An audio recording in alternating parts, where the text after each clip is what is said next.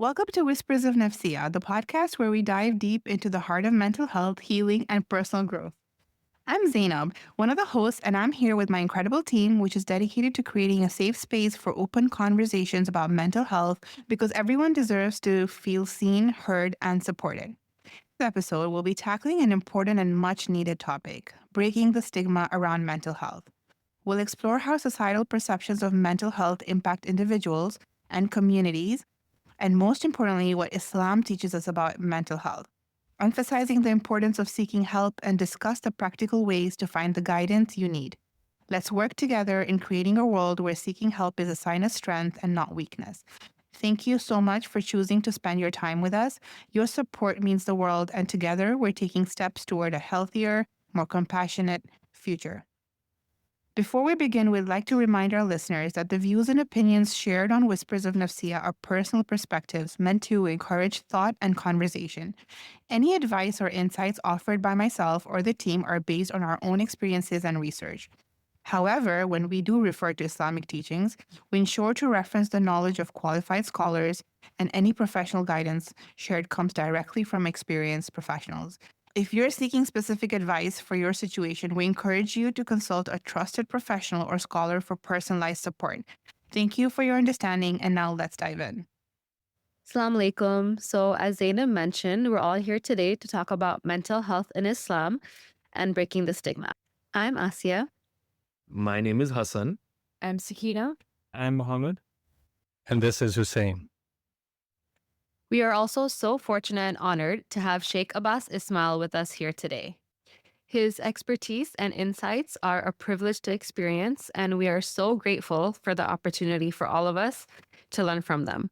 Sheikh Abbas Ismail was born in the UK and pursued his BA degree in and his master's in Islamic Studies from the University of London. He has experience in a number of community positions, including being resident alim of Essex Jamaat. He currently resides in London and travels to communities like ours across the world to help spread the teachings of the Ahlul-bayt. Assalamu alaikum, Sheikh. Alaikum salam. How are you? Good, alhamdulillah. I think we are all very eager and very much looking forward to having this conversation with you, and also very grateful and appreciative that you're here with us today. I think I'd just like to say that it's an honor for me to be here with you. And I've heard a lot about what FSS does. So yeah, really excited to get on with this conversation. Before we dive into our discussion today, I think it's important to first talk a bit more about where mental health is today and also share some relevant statistics that are important for us to understand. To do this, I'm going to hand the mic over to our future mental health professional. We are so lucky, Sakina, to have you, not just on this team, but here for our community. So if you could shed some light on that for us. Thanks, Essie, for that really nice introduction. And yeah, let's dive into this. Mental health often takes a backseat because it's not as visible as a broken arm or a tumor, but we have to understand that its symptoms are multifaceted. It really does affect those individuals themselves, but also those around them. And I think it's so important, regardless, but the stats just show how alarming the situation is right now. 1 in 5 adults in the U.S. is currently experiencing symptoms of anxiety or depression annually. I think if that's not glaring enough, the suicide rates are the highest number ever recorded in the U.S. right now. The scary part is that studies that have been Muslim-specific have shown that Muslims have similar rates of mental health disorders, but are less likely to find that help, and that cultural and social factors seem to play a big role in shaping mental health in Muslims and help-seeking behaviors as well. I mean, these studies indicate that Muslims may experience very unique stressors, and we do know this, and all of us have experienced this at least at one point in our lives. Discrimination and cultural adjustments, these are all challenges that only add to mental health issues. This conversation we're having is obviously a really important one that we need to address, especially not just in our religion and our culture, but in our community itself, addressing the stigma that is behind mental health. We had our presentation at HIC, and we put a poll out to the community to ask if they or anyone they've known have ever experienced a mentally strenuous situation. And an overwhelming 85% of the audience all answered yes to that question. And I think for everyone who was sitting there, that was It kind of came as a shock because we don't talk about it enough, but it is there. So what do you guys think of those results? So 85%, as surprising as it was and heartbreaking, it's actually telling that the issue is actually not isolated and affects our community as well. Which is why I feel like the community should be a safe space to talk about these things. We talk about Islam and you talk about that Islam's a religion that's holistic. But if we don't talk about mental health, especially after the stats, I don't think we're doing justice to the religion that we follow. Yeah, to be very honest, the 85% really shocked me. Of course, there is anxiety and depression and all the things that comes with mental health, but 85% is a really, really high number. And yeah, it's awesome that we can be here to try to do something, and I think it's our responsibility as community members, because we're great at a lot of things. We're great at sports, we're great at community events. Why not mental health? I think it's really important that this should be taken to the forefront and done something about it. No, I definitely agree. We can create that. We have the community. We may not have all the answers, but if we bring the issues to the forefront, like you said, we can talk about it.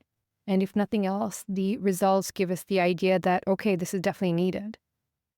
I think that the only reason we got those poll results is because it was an anonymous one, because that's the hardest thing, right? The stigma that's there in our community in regards to mental health, it hinders people from coming out and expressing what they're going through and vocalizing it. And part of it is because of all the cultural misconceptions that there are in our culture, our religion, and in our community. We had actually put out a question on our Instagram page through NGL. It's a separate website where you can submit anonymous messages. So there's no way to see who submitted these responses. It's just to ask the community members and our followers on Instagram, what are the most common misconceptions that they've either come across or that they've been presented with themselves.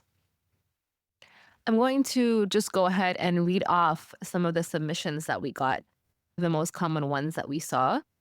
One of them being the misconception that faith fixes all, and that someone who has faith cannot get depressed or cannot have anxiety, implying that a person who does must not have faith or reliance in Allah.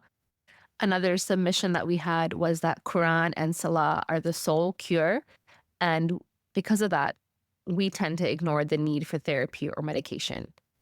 And it's true. I feel like that's something that we don't address very often, right? I think we're going to talk about that later on, how important it is to prioritize that as well. Also, a really common one, which I think some of us here can attest to that we've actually heard before as well, is that it's not mental illness, it's nudger or evil eye or waswas. And these are just a few of the responses that we received. There's just so much out there that we need to kind of discuss and dig deeper into when it comes to these misconceptions. So Sheikh Abbas, maybe you can jump in here in regards to the cultural misconceptions. How can we differentiate between cultural practices and Islamic teachings when addressing mental health? And is it important that we do that?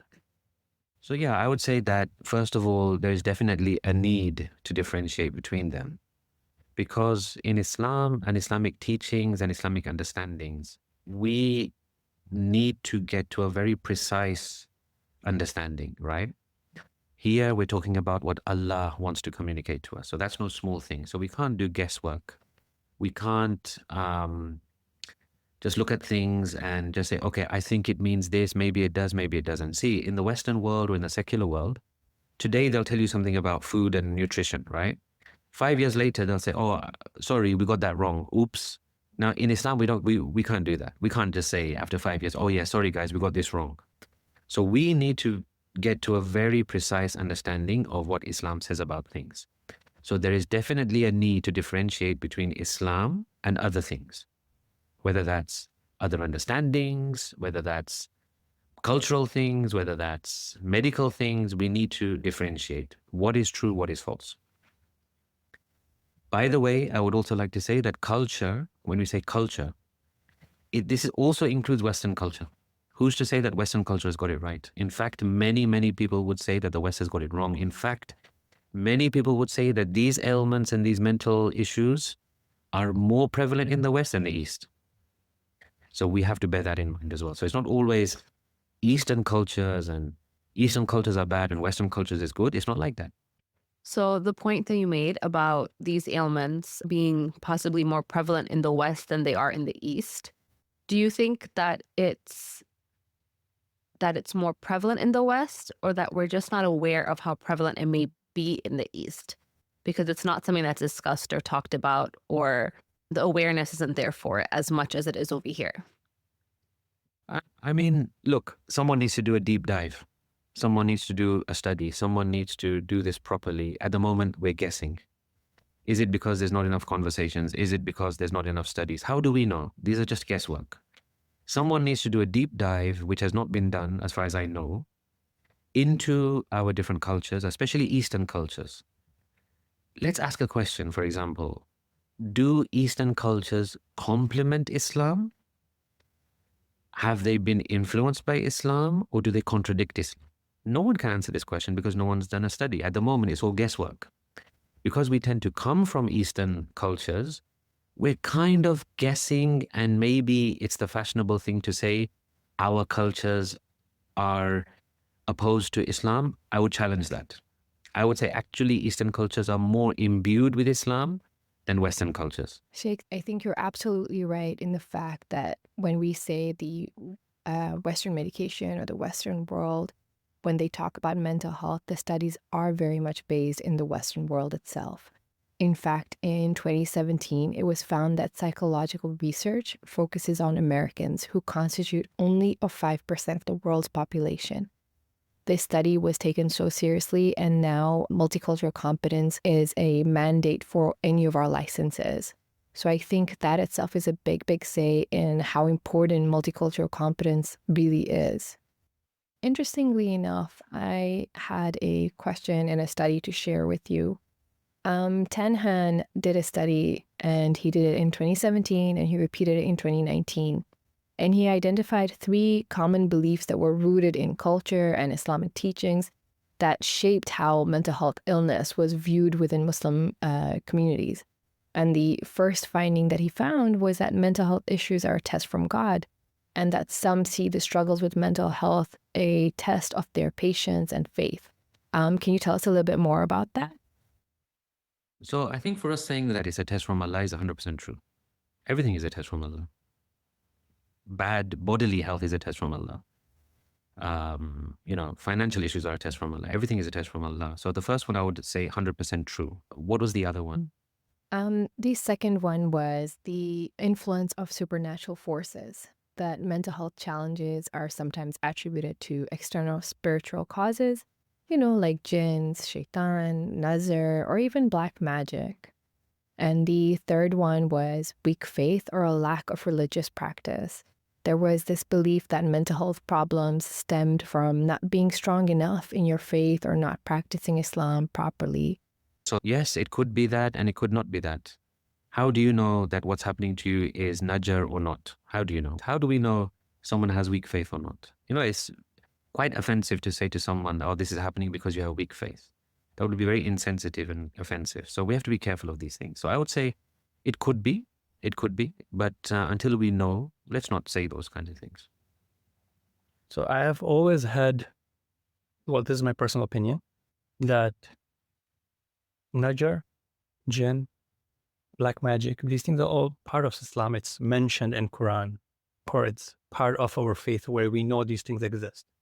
So we have to protect ourselves from these things. And as you said, you cannot just blame it on it, but at the same time, it does play a role. A lot of times you'll have, for example, in today's culture, you will have people post things on social media when, what you ate, where you travel, and so on. And we are supposed to keep these things private. So I feel like sometimes we're asking for trouble when we post personal, private things online. And, this could be someone not doing najar out of envy. It could be sometimes just somebody's going through a difficult time in their life with something that you have been blessed with. But now by you showing it online to everyone, it may come and harm you.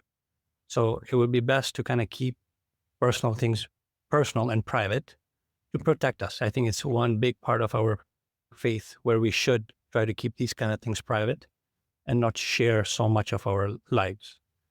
I am pro therapy, but I feel like with the therapy, you're with a stranger, right? And this person is going to ask you for an hour, what are your problems? What are you feeling? And so on. And you're basically giving them all the information of what you are feeling. They don't know you, your religion, your culture, how these things impact you, your family, how you look at life. You can take medications, but it's just a quick fix. As soon as you wean off that medication, your anxiety and your stress will come. So I feel like you have to get to the source of what's giving you the anxiety. If it's a person, if it's a thing that you do, and then you have to go to the source of it. So nobody knows you better than yourself. So I feel like you're in the best position as a person to diagnose yourself or to help yourself. Because I feel personally that if something is going wrong in your life, medication at that time might help because you're in the anxiety and you're stressing. But if you calm down and you get to the bottom of it, see what's causing the situation, you may be able to fix. And then you have to have faith and tawakkul. And you have to, Allah says, as I was mentioning earlier, to Sheikh, that Allah says his remembrance and his name and his Quran is shifa. And he is your creator. So when the creator tells you that that's shifa, you have to take it seriously. And I feel like in today's society, you are pushed towards therapy and less towards faith. Hussein, when you're talking about it, you're absolutely right in that you're talking to a stranger, and that takes a lot of strength on its own. But therapy is not just one session, right? You take up to 12, 8 sessions to talk to that person and get to know a lot more about them. And you're working within that information. A therapist cannot work outside that realm. You're literally working within your client's realm. And when it comes to medication, first of all, you're right. It's very taboo. It's very hard to accept medication, and it's not easily given as the first option. But what I can explain of it is that it's given in a way to calm yourself down, to first think. When you have anxiety and when you have depression, your thought processes are not your natural thought processes. The medication gives you some time to calm down, to think, and from that, you can start looking at your life from a different perspective.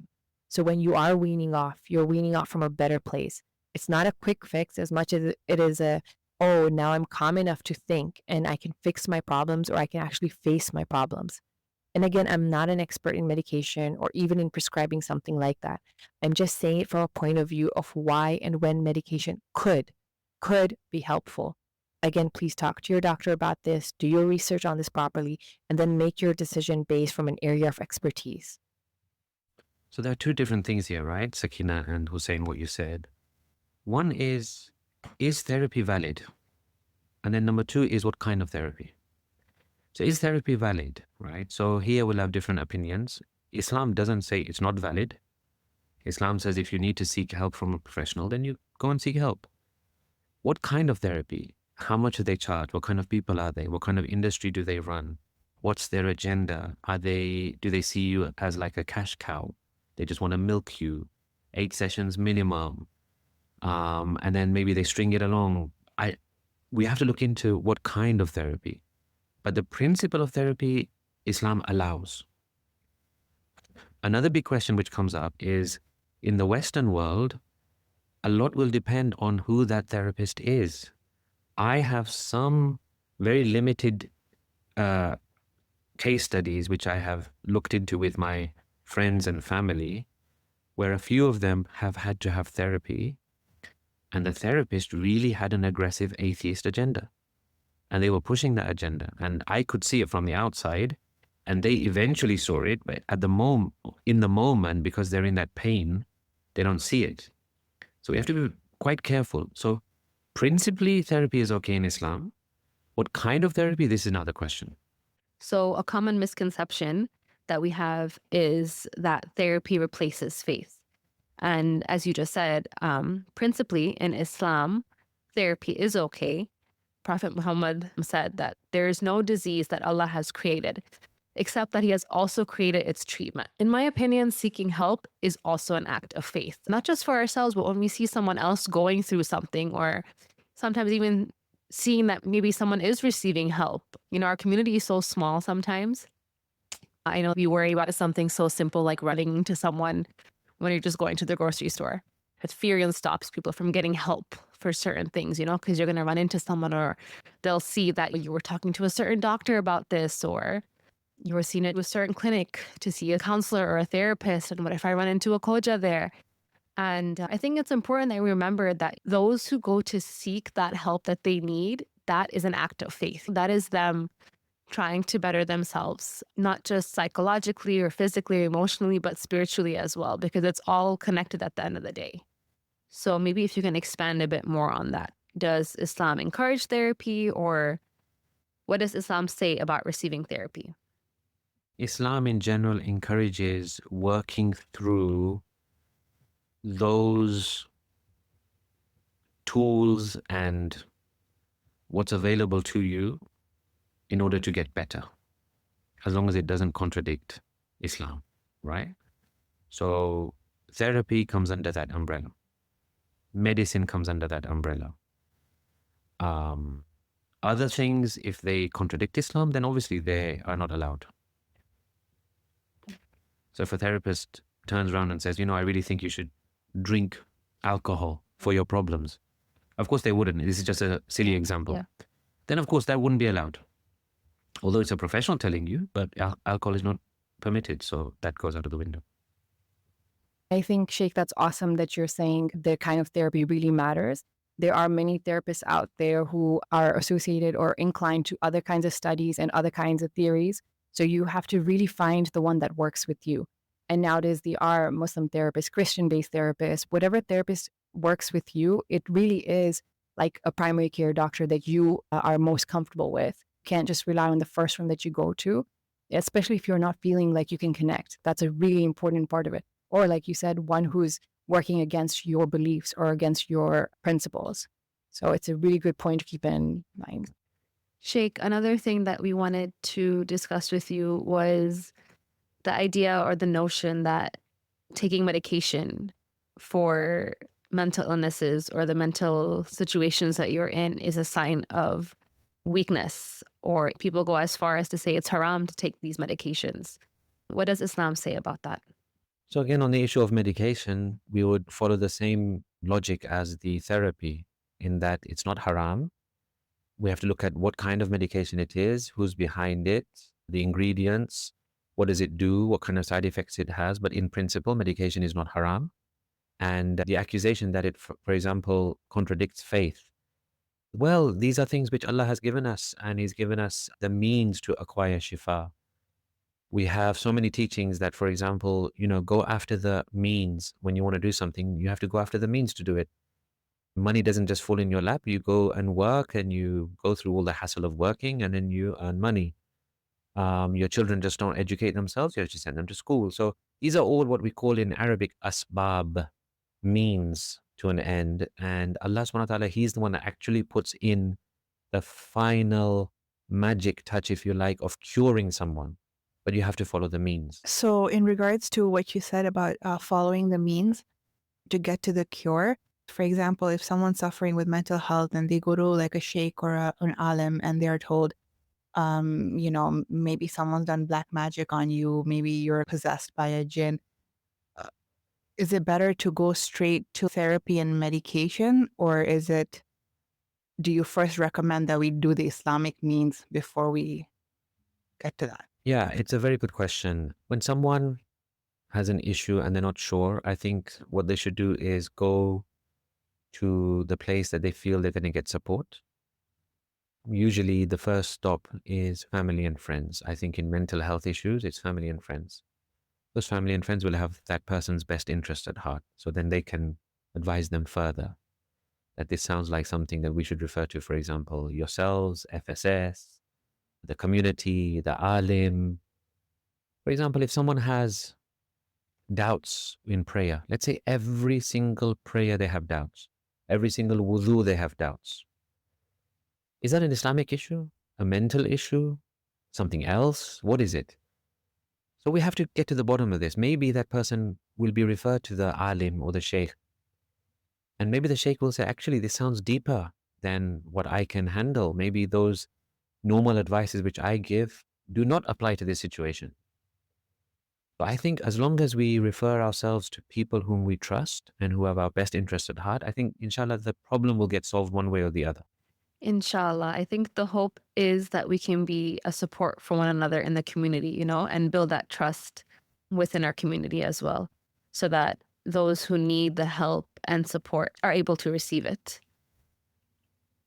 Sheikh, is there anything in our Islamic texts in the Quran or in Hadith about seeking help for mental struggles? Any examples from the lives of the prophets or the imams that show us how to care for our own mental and emotional well-being?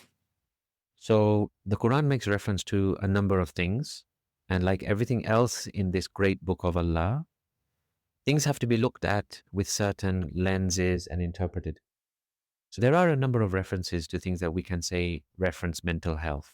But these need to be expanded upon, worked on, interpreted, and taken forward by scholars and experts of that field. I think this has started and it's being done, albeit perhaps not in the modern language and terminology that we are used to. Probably because this field is now only being focused upon in such depth, and it's moving with lots of ideas and counter ideas. So it'll take some time before we get some authoritative kind of material in English at least. So for example, look at these verses. Insan, for example, is anxious when an ill befalls him. Suggests anxiety, suggests that when you're struck with some kind of issue, some kind of calamity, you become anxious. Allah says in another place, do not despair of the mercy of Allah. So we have despair. People sometimes despair. They get down. They get maybe depressed. And they lose courage. They lose energy. They lose heart. Allah says that He fortifies those who have faith. But that means that there's a time when possibly you're not fortified. So you see, these things have to be taken into a certain kind of interpretation. They have to be expanded upon, and we have to think about them very carefully. He says to the Holy Prophet, be patient over what they say and keep away from them in a graceful manner.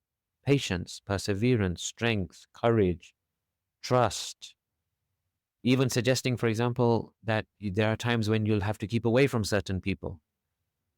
So, these are all there in the Quran. Obviously, they need an expert to go and unearth them and interpret them and use them in the right way. So the Quran has the answers. We just haven't found them yet. It's a nice way of looking at it. However, go back 20, 30 years, okay? No one really had the environment at the top of the list. Now it's on everyone's minds. Now we are seeing in the Holy Quran references to the environment and taking care of this world. But the Quran is not going to tell you recycle plastics like this and cardboard like that, and your food waste should go here, and use this kind of electricity and don't use gasoline. So the Quran gives us all the suggestions, and yes, the true interpreter of the Quran, who is Imam Zaman, will be able to find these things in the Holy Quran, but we are not at that stage yet. So we will have to rely on technology and science and these things to direct us. So when you say that everything is in the Quran, I agree. Everything is in the Quran. But maybe we're not qualified to dig out every little thing. And we need, therefore, the help of experts and expertise. And in Islam, this is very much a principle, that when you have a problem, you refer to the experts. That's what we do in Taqleed, for example. We refer to the expert in Islam. So yes, you have to refer to the experts. You have to get medicine, you have to get treatment, for example. However, again, I stress, and I will stress again, what kind of treatment, what is their agenda, what is their background, this has to be looked into. From Quran, is there solutions to how you proactively protect yourself? There are remedies which have been suggested, but this doesn't mean there are not other remedies that we can try as long as they don't contradict Islam. So for example, one of the illnesses, which again are linked to your point on social media, is jealousy. Jealousy kills a person. Jealousy eats a person from the inside. Jealousy kills the heart. Jealousy makes you feel down. Jealousy makes you feel depressed. Jealousy doesn't give you any happiness. It makes you think your family is worthless and you're worthless and your life is worthless and everyone else is happy and the grass is always greener. This is jealousy. How to deal with that? Well, Islam would say, stop being jealous. Stop being jealous. Okay? So, for example, here we have the Holy Prophet saying the jealous person has the least comfort and least peace of mind. So you stop being jealous. So Islam does give you some ways of stop being jealousy in your heart. It'll say, for example, think good about that person, pray for that person, do something good for that person. In other words, that hatred and jealousy you have somehow converted into a good feeling for that person and get rid of that jealousy. Okay. Now let's say someone, for example, doesn't not agree, but that doesn't sit well with someone and they need more. They need more of a pep talk. They need more of a deep analysis of themselves. Then it's okay to go for other therapies and other things.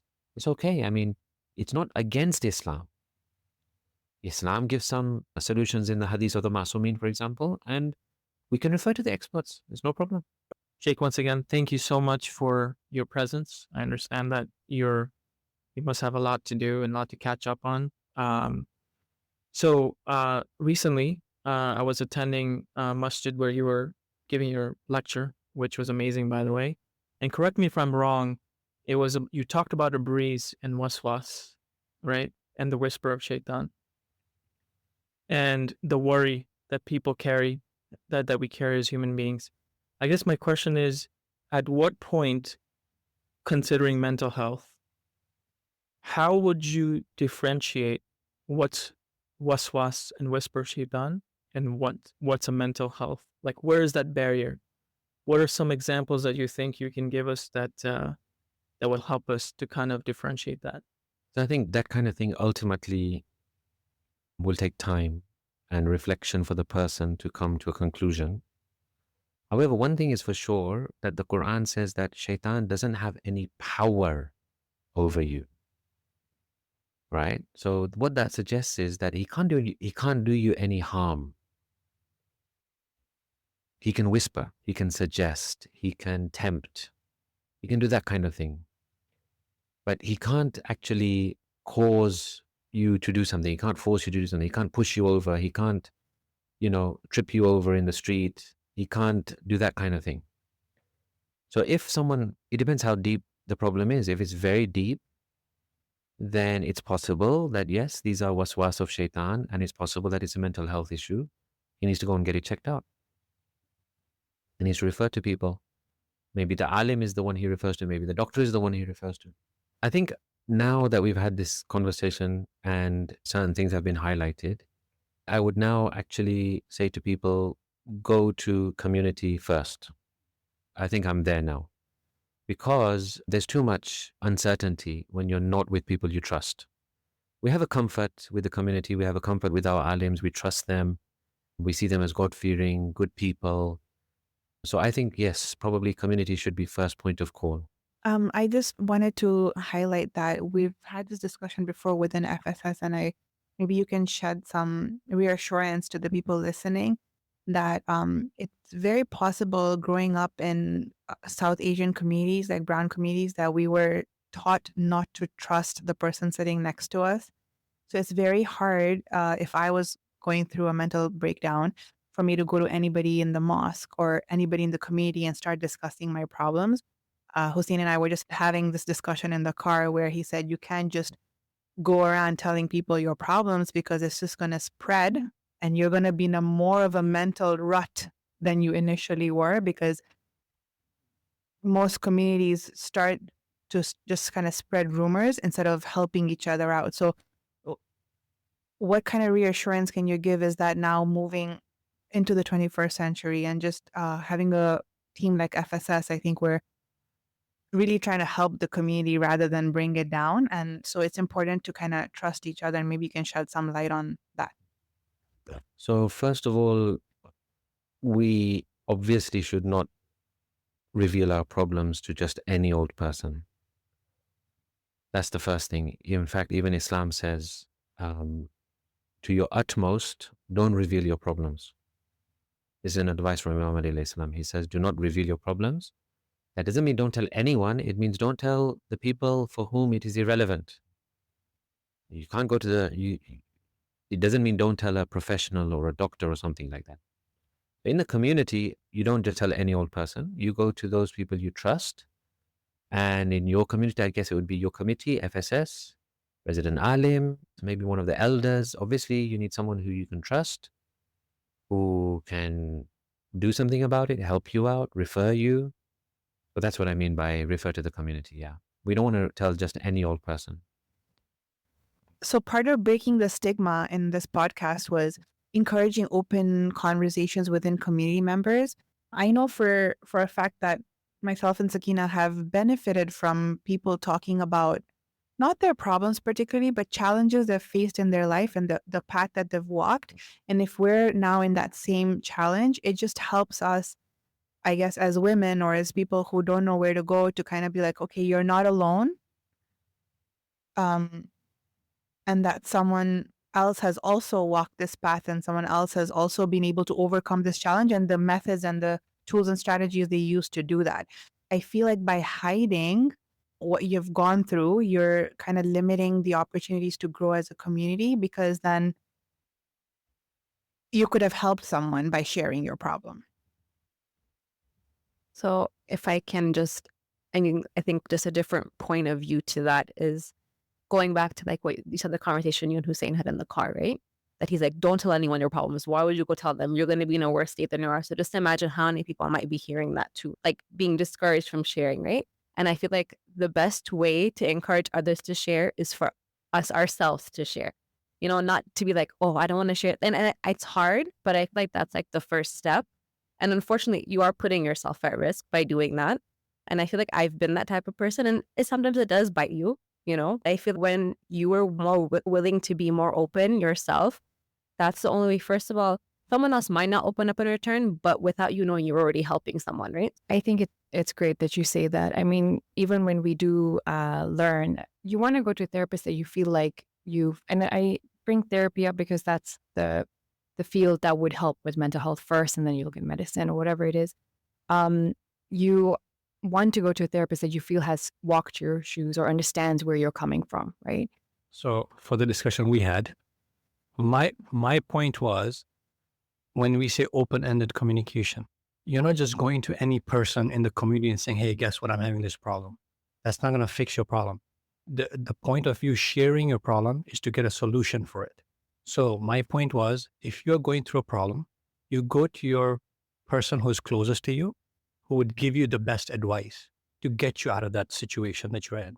So my point was more that we share where relevant, not where irrelevant. So we're not going to just share with any old person. That's number one.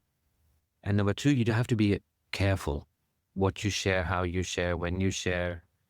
Because look, we have to take into account that we don't live in an ideal world. Not everyone is a mature person. The community has to mature. The culture has to shift.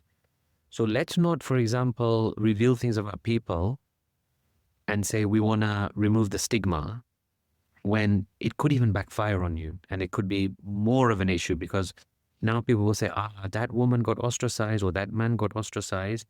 We're definitely not opening up. So you need to be wise and careful when, how, where, to whom, to how many people. So just be careful on that. For example, let's say someone shares something about their mental health struggles. Okay. Now that thing is going to be attached to them, maybe in the community. That'll stay with them, maybe in the future. They want to get married, or their kids want to get married, and people remember, oh, this is that person who shared those mental health issues, and we shouldn't go into that family. We shouldn't marry our kids into that family. And therefore, what you've done is you've kept the stigma on that person. So what I'm saying is, do what you need to do, stay within the boundaries, respect that person's privacy, and just go slow, because culture shift takes a long time. You're absolutely right. Self-disclosure has to be very wise, and it has to be that's helpful to that person, not to you, or not just for the sake of self-disclosing. And if someone comes to you for a problem, I think it's highly inappropriate to even tell them that, can I share this at that point? They're at a point of distress. They're at a point when they're looking for privacy, confidentiality. So I think that would not even be a question at that point. I completely agree with you. Going off of that, I had a question for you. We live in a very collective community. Of course, that's our culture. It's very collective and it has so many pros in it. But one of the cons is that a stigma can stick with you and for generations to come.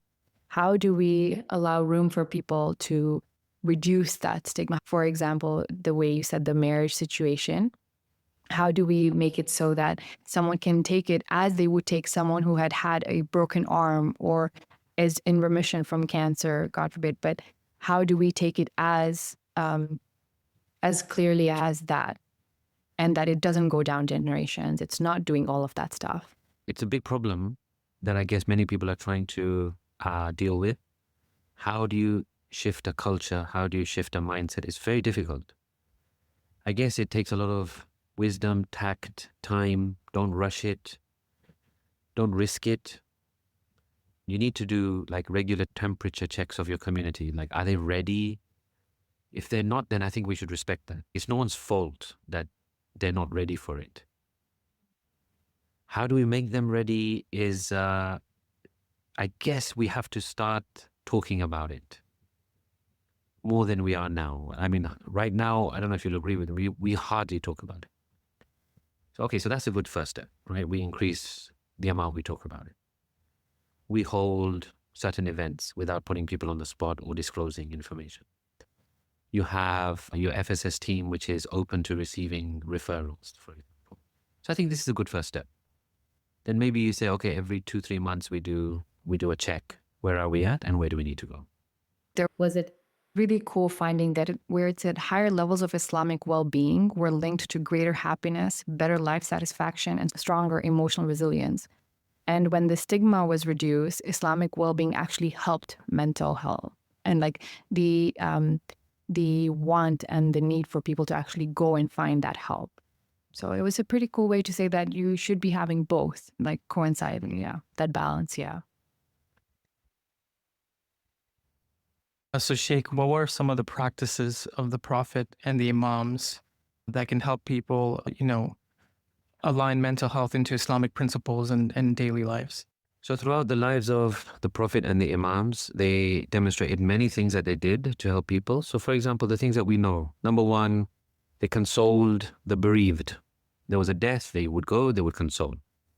Number two, visiting the sick. Very highly recommended in Islam, visiting the sick, giving them hope, giving them energy, giving them, your support. Very important. Number three, mourning the dead. Number four, charity, taking care of people, helping people, housing people, clothing people, feeding people.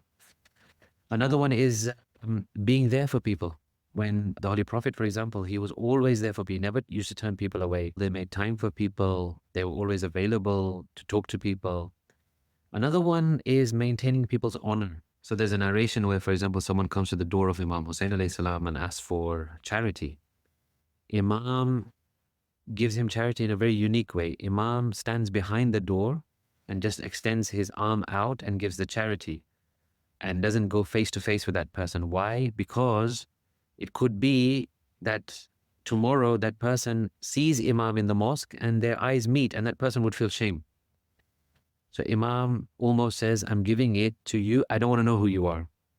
So that tomorrow when you see me, you don't feel shy that, oh, this guy gave me charity. So look at the amount of honor that we keep of people, right? Forgiving people, big one. They used to forgive people, encourage others to forgive. Keeping family ties, visiting the graveyard, visiting people's graves, etc. All of this ties into helping people in their emotional well-being.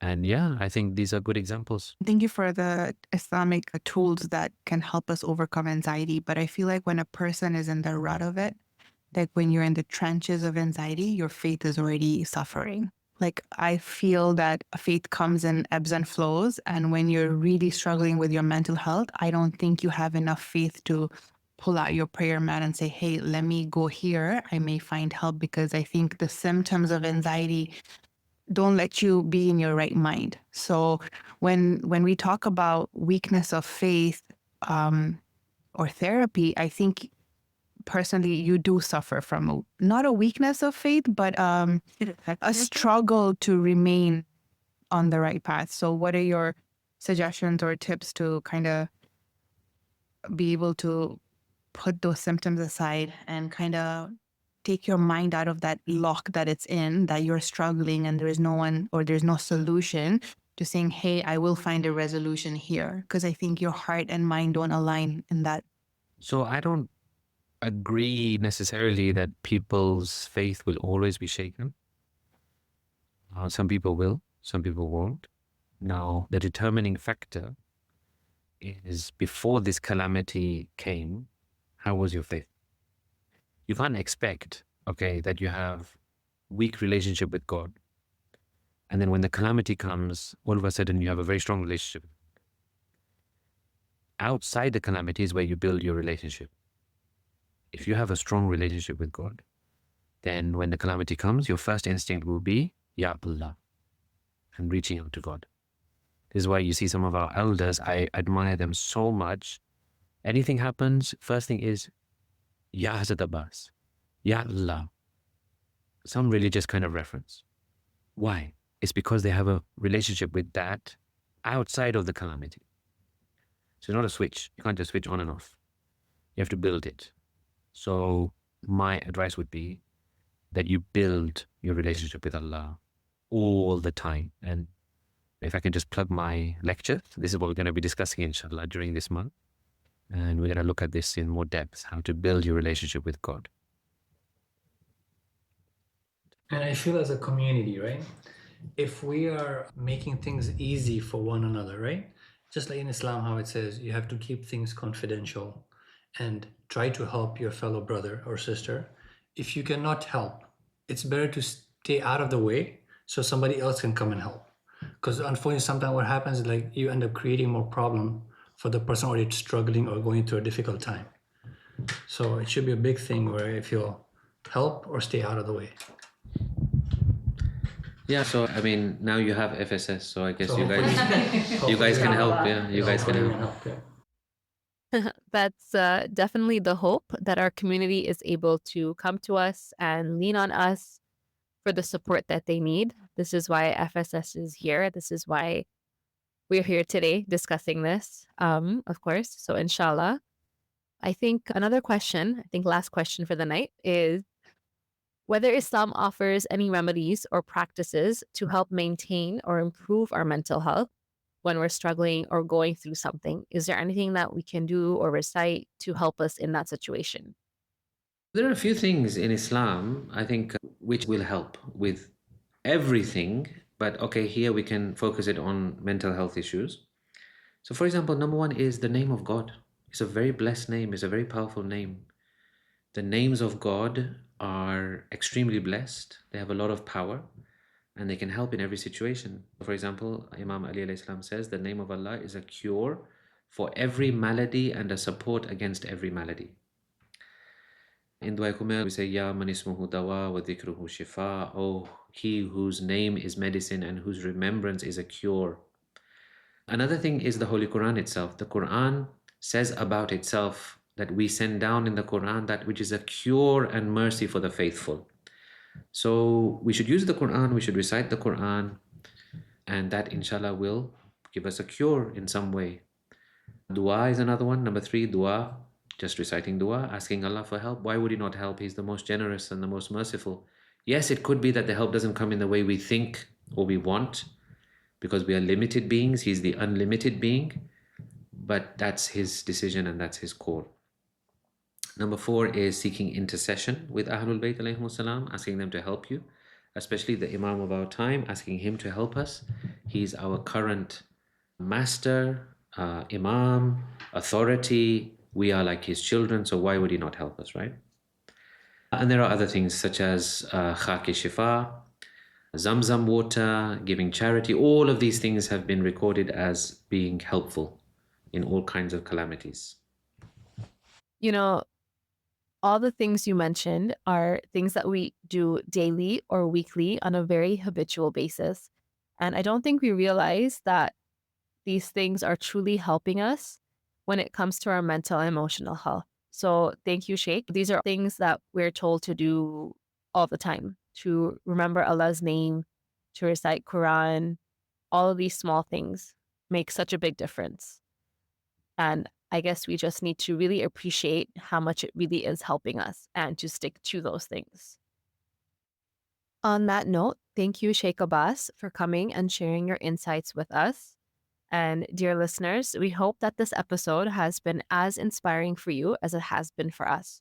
Addressing the stigma around mental health is just one step toward our goal of fostering a more aware and supportive community. We've explored stigma, debunked misconceptions, and shared ideas for overcoming these challenges within our community. There's so much more to cover, and we hope you'll join us for the next conversation. Keep following our Instagram page at Whispers of Nafsia for updates.